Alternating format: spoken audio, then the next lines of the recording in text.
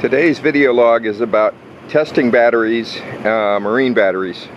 And there's a lot of criticism about the electrical system on the MCM 470 Mercruiser 3.7 liter 4-cylinder because it used an alternator rotor and a stator and a rectifier regulator.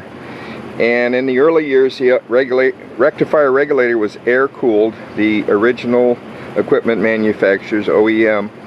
And then later they went to water cooled with a 5/8 opening and a water cooled with a 3/4 inch opening and a larger heat exchanger. And they still had only 40 amps of charging. So people came out with aftermarket alternator kits that gave on average around 62 amps, marine alternator that bolted on.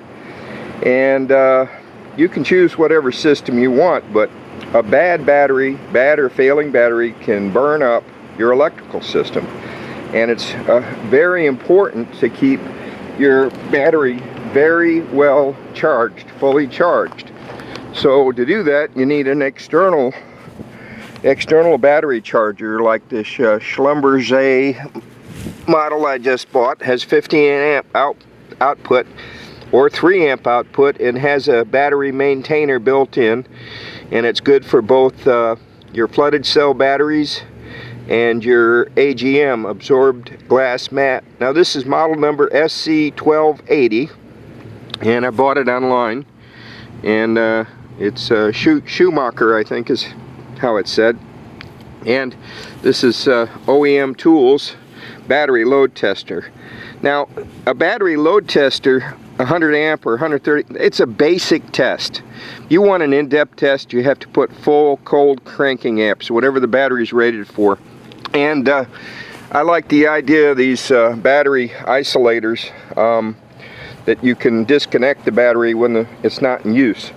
And for long-term storage of your batteries, you really need to consider removing the battery from whatever it is and put it in air-conditioned storage. Or climate-controlled storage. I should say climate-controlled storage.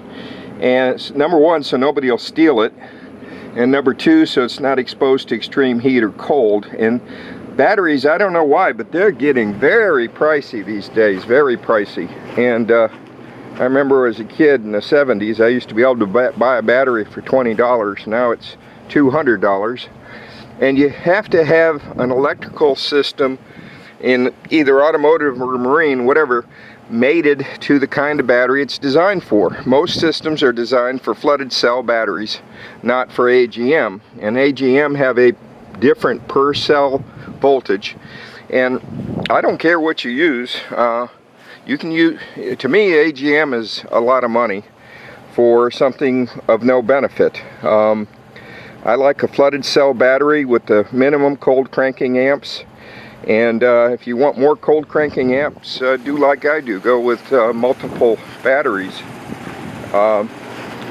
And in my vessel, in my personal boat here, I have a switch for battery 1, battery 2, both or off.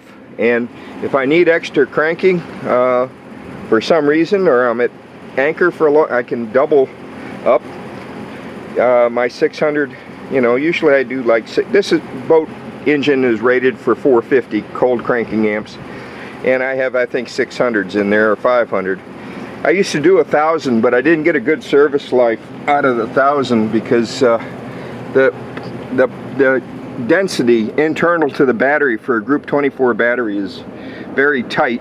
The plates are tightly packed, and all you need is for one of the plates to warp a little bit or become contaminated with sulfates or whatever and short it out, and you lose a cell. And if you really want the battery tested, take it to a place that sells batteries but for the do-it-yourselfer, you know, this 100 amp, as they call it, a toaster, it's affordable like this, but you should make sure before you even attempt to use whatever it is that your batteries are in good shape, because you don't want to go out to sea with a what do they call it, with a dodgy battery. you want to have a reliable battery in your vehicle or watercraft, whether it be automotive or marine.